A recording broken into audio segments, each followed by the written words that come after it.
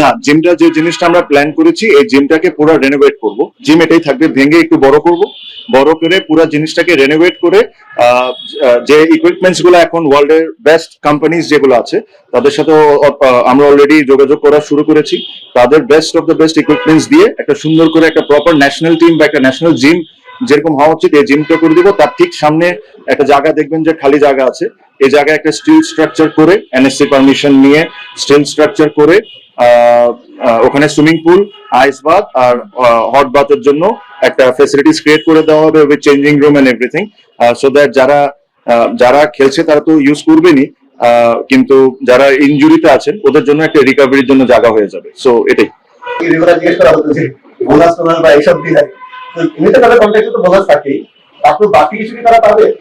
তারা ডিজার্ভ করে বাড়তি পাওয়ার, বাট এবার একটু ইউনিকই বলতে পারেন, ইউনিকই জিনিস হয়েছে।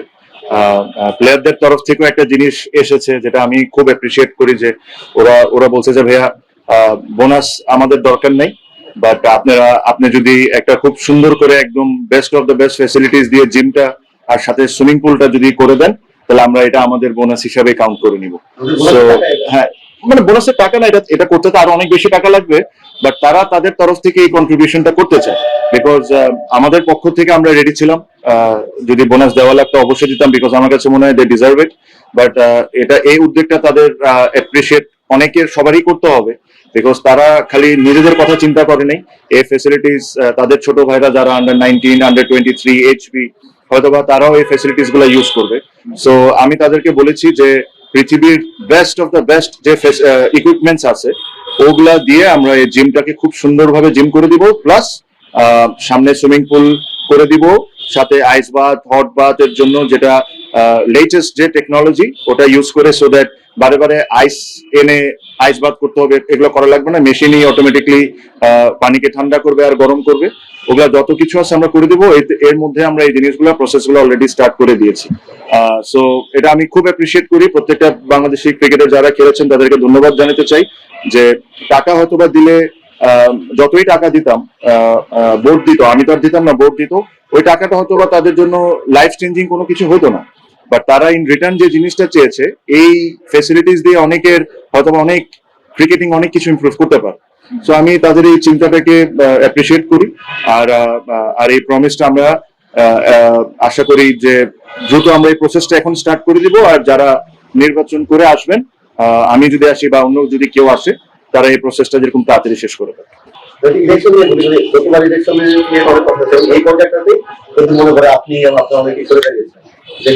অনিয়ম আপনি বলছেন, নির্বাচনের সিস্টেম বন্ধ করার কথা, এইবার এখনো পর্যন্ত কেউ না, যেটা আপনি দায়িত্বে আছেন, যদি ইলেকশন কমিশন তো আলাদা, আপনি তো দায়িত্বে আছেন, যে জিনিসটা পার্থক্যটা কি এখন আছে? যে জিনিসটা আমি করেছি, আমি আমাকে নিজেকে কমপ্লিটলি জায়গা থেকে সরিয়ে নিয়ে আসছি। এখন এই জিনিসটা পুরোপুরি ইলেকশন কমিশনের উপর। পার্থক্য এটা বলতে পারি যে আমি কোনো চিঠি সাইন করছি না, আমি কোনো কাউন্সিলরশিপ রিটার্ন করছি না। আমার কাছে মনে হয় যে প্রথমে 192 কাউন্সিলর হওয়ার কথা ছিল টোটাল, আমার মনে হয় 185 বা 186 কাউন্সিলর্স জমা করেছে, তারপরও কিছু কাউন্সিলর্স চিঠি এসেছে, ওইগুলা সেপারেটলি লিখে দেওয়া হয়েছে, এটা ইসি ডিসাইড করার জন্য। কেন ওগুলা যে টাইমটা ছিল ওই টাইমটা ক্রস করে পরের দিন বা টাইমের পরে আমরা রিসিভ করেছি। তো এই জিনিসগুলোর পুরোপুরি ভাবে সিদ্ধান্ত নিবে ইসি, এটাতে ক্রিকেট বোর্ডের কোনো ডিরেক্টর বা প্রেসিডেন্ট বা সিইও তাদের কোনো ইনভলভমেন্ট থাকবে না। যেহেতু আমরা ইলেকশন নিয়ে এত কথা বলেছি, আমার আন্ডারে আমি যতটুকু পারি ফেয়ারনেস রেখে ইলেকশন করা সম্ভব ওই ইলেকশন করছি। এগেইন আমি হয়তো বা পার্টিসিপেট করছি, আমি আমার ফর্মটা আজকে সাবমিট করেছি, আমি পার্টিসিপেট করছি ক্লাব নিয়ে, আর ক্লাব নিয়ে বেসিক্যালি আমার ফোকাসটা করতে হচ্ছে। জেলা বিভাগে আপনারা জানেন যে জেলা বিভাগের নমিনেট ডিসিরা, এখানে ক্রিকেট বোর্ড বা অন্য কারো কোনো অবদান থাকে না, আনটিল যদি আপনি নতুন করে চিঠি সাইন করে পাঠান যে নতুন করে কাউন্সিলর দেন, যেটা লাস্ট টাইমও হয়েছে। সো আশা করি ওই কাজগুলো হচ্ছে না। আমি আপনারা সাংবাদিক আপনারাও একটু খোঁজ খবর নিলে পাবেন যে ক্রিকেট বোর্ড থেকে ইনক্লুডিং মি কোনো জায়গা থেকে কোনো তদবির বা কোনো ধার থেকে কোনো রিকোয়েস্ট যে অমুকরে করা লাগবে অমুকরে করা লাগবে, আমার মনে হয় না আপনারা এটা খুঁজে পাবেন, কেউ বলতে পারবে। সো এইসব জায়গা থেকে I have given very strict instructions to all my team man, যে এইসব ধরনের আমরা কোনো কিছুতে সাথে জড়াবো না, আমরা ইলেকশনকে ইলেকশনের মতো ট্রিট করবো, ইলেকশন যতটুকু ফেয়ার হতে পারে অতটুকু হবে। আমি আশা করবো পার্টিসিপেশন যেরকম অনেক বেশি হয়, আমি আশা করব, এটাও আশা করব যারা ক্রিকেটের সাথে, cricket lover, cricket organiser, businessman, anyone যারা বাংলাদেশ ক্রিকেটের ভালো চান, অবশ্যই যেরকম পার্টিসিপেট করেন, আর একটা ভালো বড় নির্বাচন হোক, এটাই আমি আশা করতে পারি। আপনি বললেন যে ভোটের আবহাওয়া আসতে বেটার, সেক্ষেত্রে আপনি কাউন্সিলরদের সাথে কথা বলবেন। As far as we know, আপনার first day, how are you trying to convince the voters? দেখেন, ভোটার্সকে কনভিন্স কেমনে করতে, আপনি তো জানেনই, যেমনি করে যা বলতে হবে যে আমি কি করতে চাই না করতে চাই, আমার ভিশনটা তাদের সাথে শেয়ার করতে হবে। হয়তোবা এই কিছুদিনে কিছুটা হলেও আশা করি তারাও বুঝছেন যে আমি কোন লাইনে কাজ করতে চাই না চাই, তো তাদেরও একটু হলেও আইডিয়া থাকবে, যেটা আমার একটা অ্যাডভান্টেজ, আমি এটা অস্বীকার করবো না। বাট এই অ্যাডভান্টেজ কোনো সময় কাজে আসবে না তখনই যখন এটা ভোটিং এ এসে যায়। সো আমাকে এক্স্যাক্টলি ওইভাবে করে ওনাদের সাথে মিশতে হবে, ওনাদেরকে বুঝাইতে হবে যে actually what I think about Bangladesh cricket and what's my plans are. আর এভাবে করে যেভাবে করে আমরা সবাই ভোট চাবো, আমিও চাবো, এটি এতটুকু রাখি আজকে। Thank you. অস্ট্রেলিয়া তো ওই একই টাইমে আসবে যখন ভোট চলবে। না, অস্ট্রেলিয়া আসতেছে কয় তারিখে? 5 তারিখে ও, মানে খেলা তো 9 তারিখে। না করতে চাইবেন, এনভায়রনমেন্টটাকে ওইভাবে সমস্যা হবে। না ভাই, এই কথাটা বলা ঠিক না, না কিছু পেপার, আমার কাছে মনে হয় this is not the right word, but আমার কাছে মনে হয় যে they are our guest and they are Australian cricket team, and ওনাদের কাজগুলো করবেন, আর ইলেকশনের মতো হবে। আমার কাছে মনে হয় না যেটাতে কোনো ইন্টারেস্ট হবে। Thank you. টিমের যে অবস্থা বর্তমানে, কিভাবে একটা জয়, তো এটা কিভাবে করবেন?